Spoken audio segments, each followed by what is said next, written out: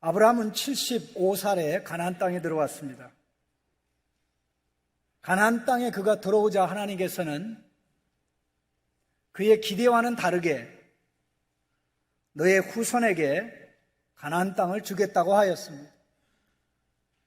아직 자식도 없는데 말입니다.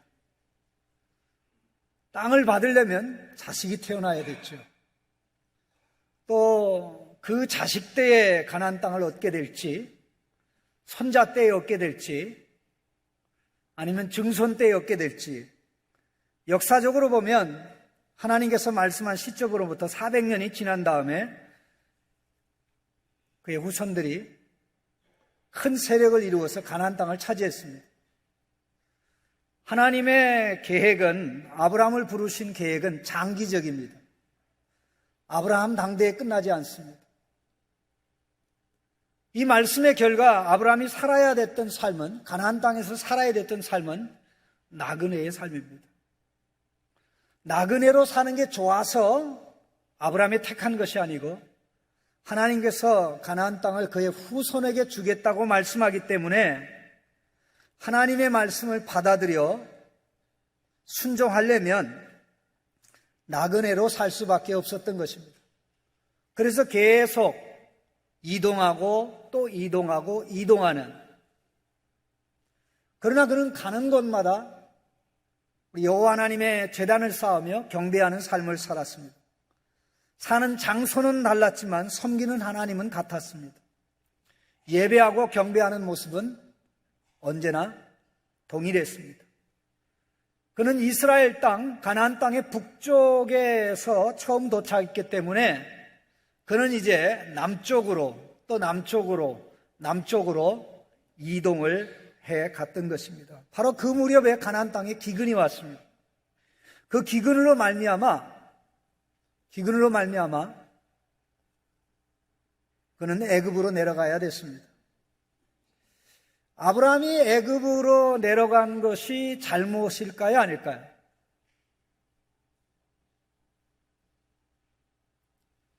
아브라함이 애굽으로 내려간 게 애굽에 거주하러 내려간 겁니까? 잠시 잠깐 머물려고 내려간 것입니까?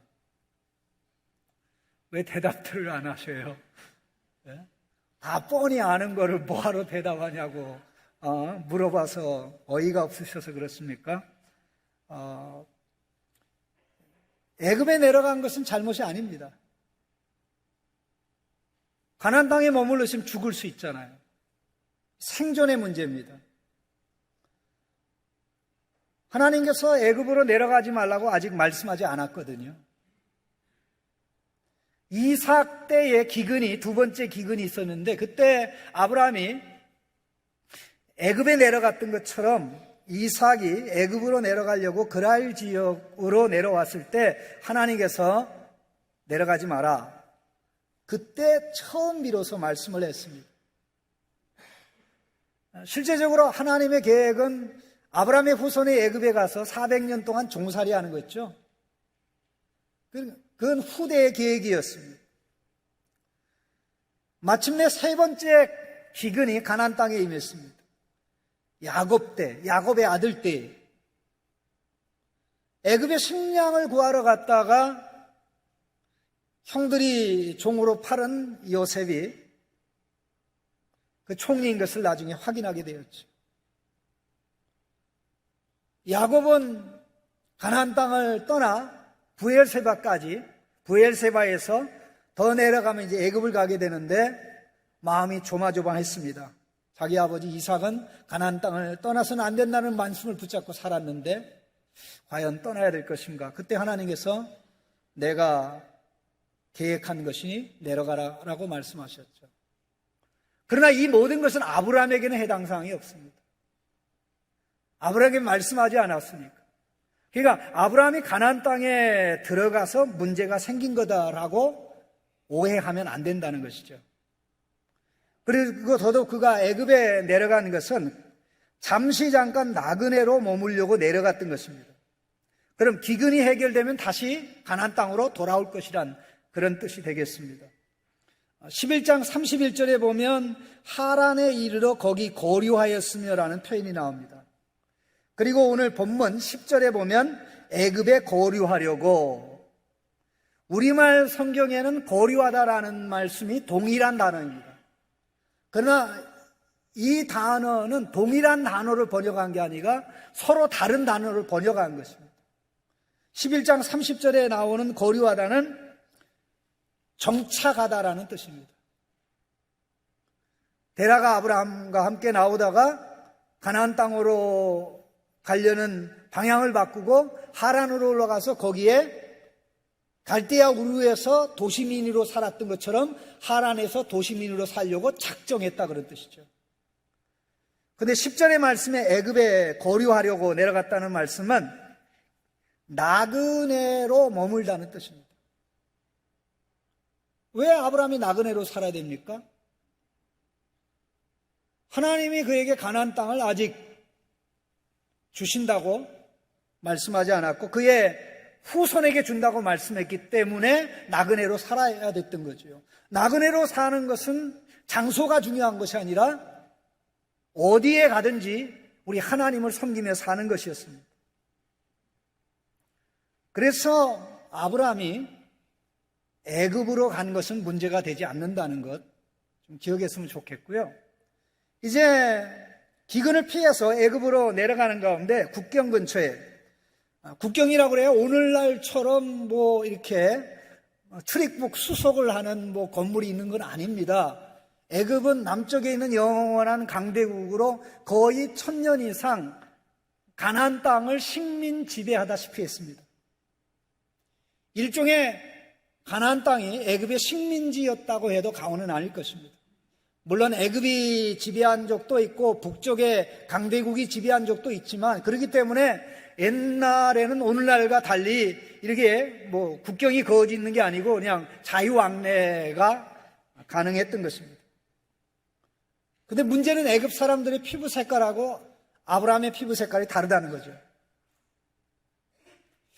기근을 피해서 애굽으로 내려온 것은 잘했다고 보는데, 국경을 넘으려고 하니까 문제가 된 겁니까? 아내를 보니까 아내가 너무 예쁜 거 있죠. 여보, 당신 너무 예쁜 게 문제야. 내가 자칫 잘못하면 당신 때문에 죽을 것 같아. 나도 예쁜 당신하고 결혼했지만 다른 남자들이 안 그렇겠어? 그러니까 부탁이 하나 있는데, 애굽에 들어가서는 나도 당신한테 여보라고 안 할 테니까 당신이 내 아내라는 말 절대 속으로만 생각하고 입 밖에 내지 않을 테니까 입 단속하고 물어보거든 오빠라고 얘기하라. 오늘 이 설교 듣는 우리 학생이 어린아이가 있는데 집에 가서 엄마 아빠한테 한번 물어봐요. 엄마가 아빠가 그런 적이 있냐고. 절대 그런 적이 없겠죠. 아브라함에게는 이것이 생명의 문제였습니다.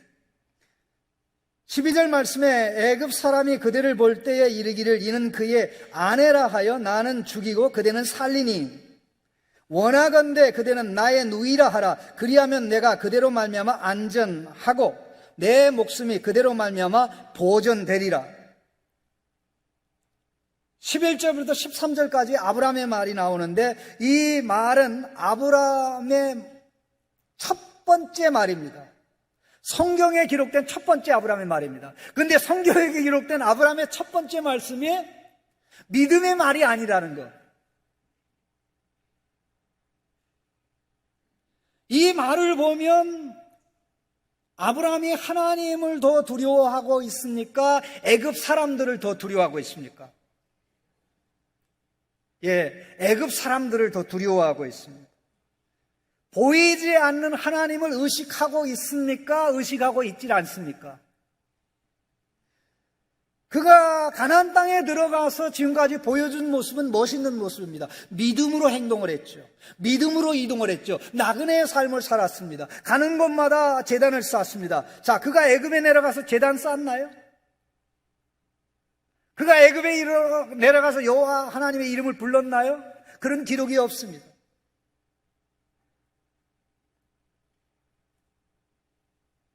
그는 애굽에 내려가서 하나님을 까마득하게 잊은 것입니다. 하나님을 잊으니까 하나님의 말씀도 잊었죠.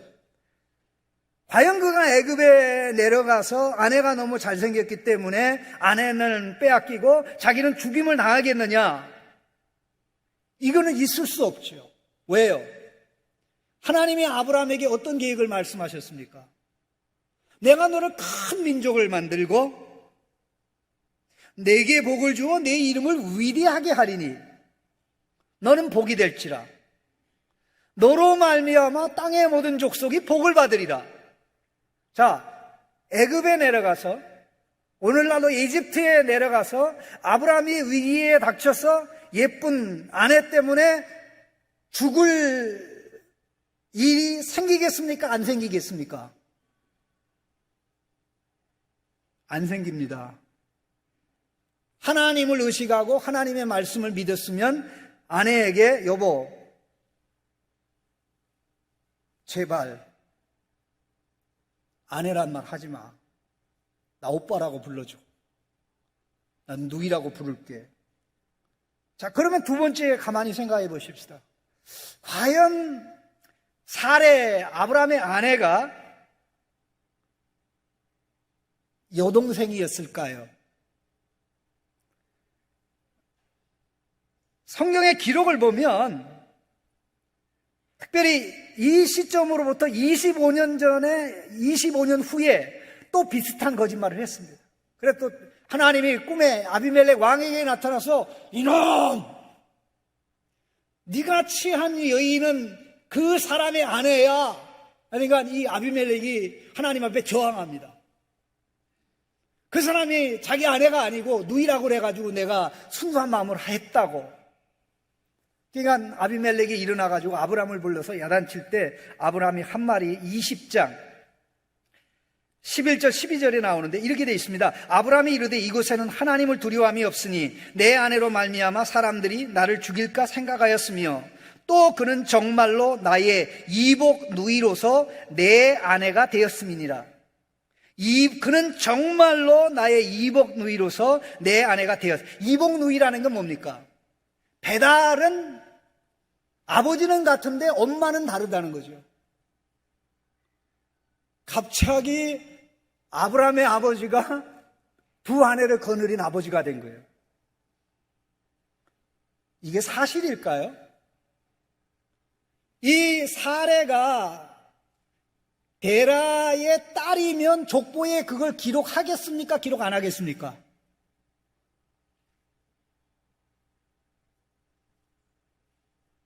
기록하겠습니까? 기록 안 하겠습니까? 왜 또 대답을 안 하셔요? 자, 족보 쭉 나옵니다. 이 족보의 기록을 보면 자, 11장 29절 보시죠. 아브라함과 나홀이 장가들었으니 아브라함의 아내의 이름은 사레며 나홀의 아내의 이름은 밀가니 하란의 딸이요. 하란은 밀가의 아버지며 또 이스가의 아버지더라. 이 내용을 보면 결혼이 좀 가족 안에서 이루어진 결혼이 나오잖아요. 자, 오늘날 기준으로 보면 부끄러운 얘기를 다 하고 있어요. 이 당시의 기준에는 이게 문제되지 않습니다. 후대의 400년 이후에 이스라엘 백성이 애굽에서 나와서 가나안 땅에 정착할 때는 하나님이 이렇게 이 가족 내에서 결혼하는 것을 금하셨습니다. 자, 그럼 이러한 것을 비추어 볼 때 31절 말씀 보시죠. 데라가 그 아들 아브람과 하란의 아들인 그의 손자 롯과, 자, 하란의 아들인 그의 손자 롯. 롯이 하란의 아들이면 자동적으로 롯은 데라의 손자가 되죠. 맞습니까? 그럼 손자라는 걸 밝히지 않아도 되지요. 아들의 아들이니까 아들의 아들은 손자 되는 거 아닙니까? 그런데 이렇게 친절하게 밝혔다 이 말입니다. 그러면은 자, 그 다음에 소개되는 인물이 누굽니까? 그의 며느리 아브라함의 아내 사라를 데리고, 그의 며느리 아브라함의 아내 사레. 자기 딸이면 거기다 무슨 내용이 들어가야 됩니까? 자기 딸이며 며느리인 아브라함의 아내 사레. 이건 족보입니다. 족보. 모든 사람이 공인하는 족보입니다. 그래서 27절에 데라의 족보는 이러하니 이렇게 나오는 것입니다. 성경 어디에도 데라의 딸로 사례가 나오지 않습니다. 하나님을 믿지 않고 보이는 사람들을 두려워하니까 이런 엉뚱한 일이 벌어지는 것입니다.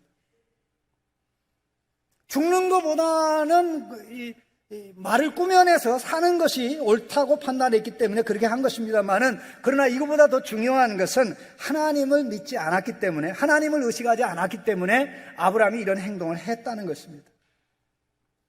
이렇게 하면 자기에게 좋은 일이 있을 것이라고 하였습니다. 13절에 그대는 나의 누이라 하라. 그러면 내가 그대로 말미암아 안전하리니. 거짓말이 안전을 담보합니까? 하나님이 안전을 담보합니까? 여기 그대로 말미암아 안전하리니 이런 말씀요, 히브리어 성경에 보면 어떻게 되냐면 그대로 말미암아 나에게 좋은 일이 있을 것이니 이렇게 나옵니다. 그대로 말미암아 나에게 좋은 일이 있을 것이다. 물론 그 좋은 일은 자기가 죽지 않는 것이죠.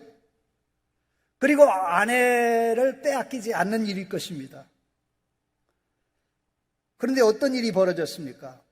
너무 예뻐서 문제가 됐습니다. 너무 예쁜데 아내가 아니야. 그러니까 어떻게 된 겁니까? 그 여인을 취하여 결혼할 수 있는데 사례가 너무 예뻐가지고 일반 백성은 감히 가까이 하질 못했어요. 왜? 가장 예쁘고 예쁜 여인은 누구 거? 왕의 것이잖아요. 왕의 후궁이 될 수밖에 없는 인물이란 말이에요. 그래서 백성들이 계속 회자하고 얘기를 하고 얘기하니까 이 고위 관료들도 그 얘기를 듣고는 임금님 앞에 딱 나와가지고 15절에 바로의 고관들도 그를 보고 바로 앞에서 칭찬함으로,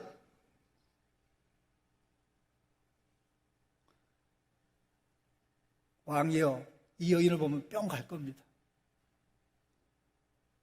아브라함은 그대는 아리따운 여인이라고 했는데 애굽 사람들이 다 이야기하기를 14절에 그 여인이 심히 아름다운. 자, 예쁜 거하고 심히 예쁜 거, 어떤 게 진짜 예쁜 겁니까? 미인하고 절세미인, 누가 더 미인입니까? 절세미인. 매우.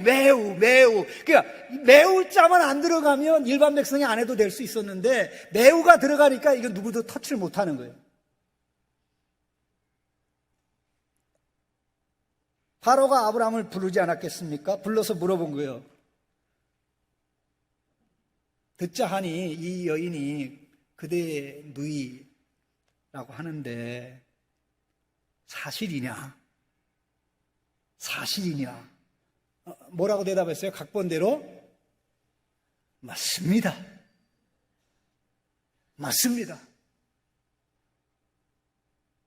그 말로 인하여 아버지가 졸지에 두 아내를 거느린, 사실 아버지를 욕보인 거죠. 또 하나님을 욕보인 것이죠.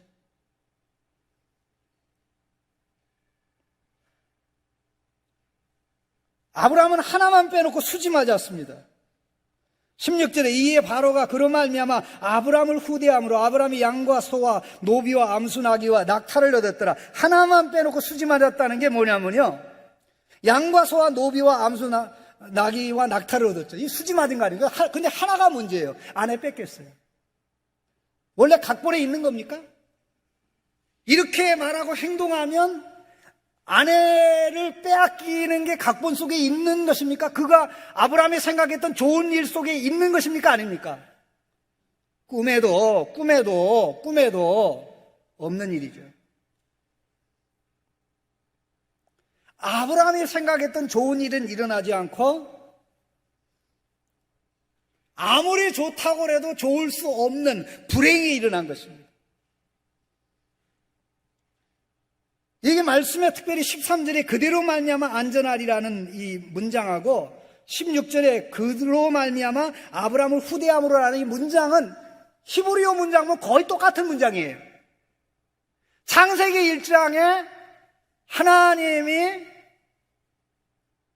뭐를 지으시니 보시기에 좋았더라. 그 문장하고 똑같습니다. 머리를 써서 굴렸는데 그러면 나한테 좋은 일이 있을 것이다 했는데 아브라함이 말대로 됩니까? 하나님의 말대로 됩니까? 우리의 잔머리 계획을 굴려서 하는 대로 좋은 일이 일어나면, 계획했던 좋은 일이 일어나면 그것은 결코 좋은 일이 아닙니다. 하와가 선악과를 따먹을 때 겉으로는 좋은 일이 일어났지만 뚜껑을 열어보니까 최악이 일어났죠. 오늘 본문도 똑같습니다. 겉으로는 좋은 일, 왜? 임금님하고 자기가 무슨 관계가 되는 거예요? 예? 예? 무슨 관계 되는 거예요? 또 가축도 생겼잖아요. 아브라함이 나 이 낙타도 생기고 암수 낙타 생기고 양과 소 노비가 있어요. 나는 행복해. 그러게 했을까요? 아니면 끙끙하면서 하나님 내가 이 어리석게 하나님을 두려워하고 경외해야 되는데 그러게 하지 못하고 사람을 의식하다 일이 이렇게 벌어졌습니다. 가서 바꿔달라고 할 수도 없고. 그런데요, 이 모든 말씀의 초점은 하나님에게 있습니다. 우리 하나님 어떤 하나님이셨죠? 잘못은 아브라함이 했는데 야단은 바로가 맞았어요. 큰 잘못은 아브라함이 했는데 야단은 바로가 맞았어요. 18절 말씀에 바로가 17절입니다. 여호와께서 아브라함의 아내 사레의 일로 바로와 그의 집에 큰 재앙을 내리신지라. 아브라함이 하나님을 잊고 하나님의 말씀을 읽고 잔머리 굴려서 행동하여 불행에 빠져 있을 때 하나님도 아브라함처럼 아브라함을 잊고 아브라함이 하신 말씀을 잊은 게 아닙니다. 아브라함아, 너 나 잊었지? 나도 너를 잊을게. 네가 사고 쳤지? 네가 수습해. 나 안 해. 그렇게 하시지 않았습니다. 우리 하나님 너무 위대하세요. 너무 신실하셔요. 이런 말씀에 감동 안 받으면 절대 신앙 잘하지 않습니다. 아브라함의 탈선으로 인해서 비참한 일이, 수습할 수 없는 일이 벌어졌을 때 아브라함아, 네가 잘못했어. 네가 나를 잊으니까 그랬잖아. 내가 너에게 한 말씀 기억했으면 너 이런 일 안 일어났을 거야. 그러니까 네가 알아서 수습해. 그러게 하지 않고 하나님의 큰 재앙으로 바로와 바로의 왕궁에 재앙이 임하게 한 것입니다. 여기 히브리어 원문은 그렇게 됐습니다. 재앙으로, 큰 재앙으로 재앙이 임하게 돼. 내가 나가. 히브리 말로는 내가 나가요. 우리말 다른 사람 나가지만 너 나가라면 그런 뜻이 아니고요. 내가 나가. 내가는 명사 재앙이라는 뜻이고요. 나가는 재앙을 내리다라는 뜻입니다. 내가 나가.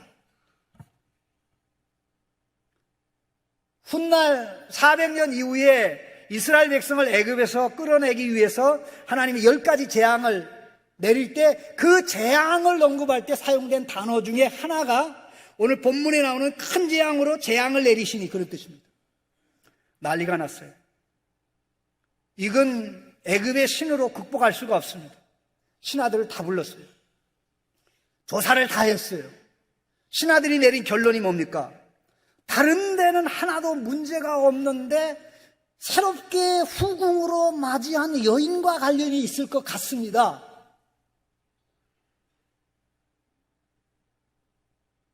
그래서 아브라함을 불러서 이 여인이 네 아내인데 왜 아내가 아니라고 했냐? 한 번, 두 번, 세 번에 걸쳐서 책망을 했습니다. 그때 계속해서 나오는 책망이 어찌하여 18절 말씀에 내가 어찌하여 그를 내 아내라고 말하지 아니하느냐. 19절에 내가 어찌, 똑같은 말입니다. 그를 누이라 하여. 결정적인 순간에 이 여인을 취할 수 있느냐 취하지 않을 수 있느냐는 아브라함의 말에 달려있죠. 무슨 말? 아내입니다 라고 얘기하면 왕이 취할 수 있습니까 없습니까? 취할 수 없죠. 근데 그 정보를 안 준 겁니다.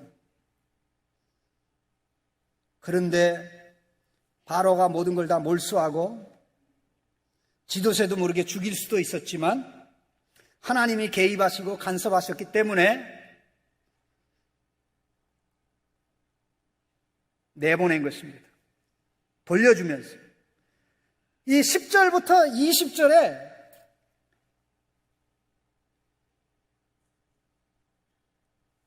아내라는 말이 8번 나오고요. 여인이라는 말이 2번 나옵니다. 그런데 재미난 건 이 모든 단어가 동일한 단어를 번역한 거예요. 아내라는 단어가 8번, 여자가 3번 나오는데 동일한 단어 이샤라는 단어를 번역한 거예요.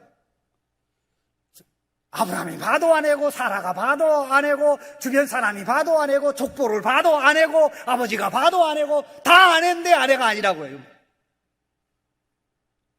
하나님을 의식하지 않으면 뻔뻔스럽게 이런 행동할 수 있는데, 그러나 우리 하나님은 너를 축복하는 자를 내가 축복하고 너를 저주하는 자를 내가 저주한다고 한 말씀에 근거해서 아브라함에게 고통과 괴로움을, 실수는 아브라함이 했지만 그럼에도 불구하고 하나님의 신실함이 개입한 겁니다. 그리고 하나님으로부터 직접 야단을 받은 게 아니라 바로를 통해서 간접적으로 하나님의 야단을 맞은 거죠. 아브라함이 무엇을 깨달았겠습니까? 내 머리를 믿고 살면 안 되겠구나. 내가 하나님의 말씀을 까마득하게 읽고 사람이 무서워서 사람을 의식해서 살면 이게 탈선이구나.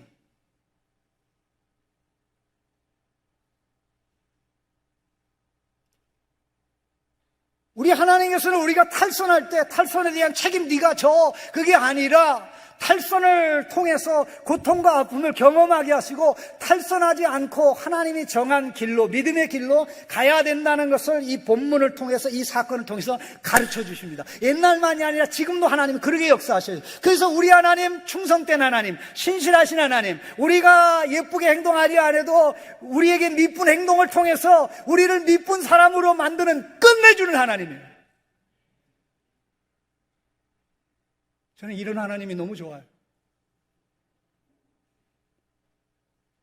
이 말씀을 준비하면서요, 너무나 가슴이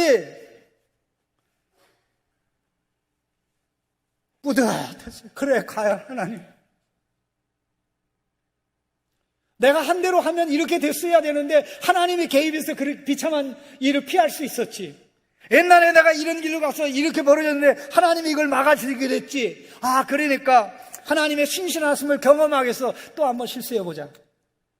이런 마음 가지면 안 됩니다. 오히려 탈선하면 너무 힘들어. 내가 잘못했는데도 하나님이 내 편이 되어주셨는데 내가 바르게 하여 하나님이 기뻐하는 길로 하면 얼마나 더 하나님이 신나고 얼마나 하나님이 기뻐하고 얼마나 하나님이 계획한 대로 우리에게 더 큰 복을 체험하고 누리게 하시겠습니까? 오늘 아브라함의 이야기는 우리의 이야기입니다. 우리가 믿음의 조상이 될 때 우리 후손들이 믿음의 후손들이 되는 것입니다.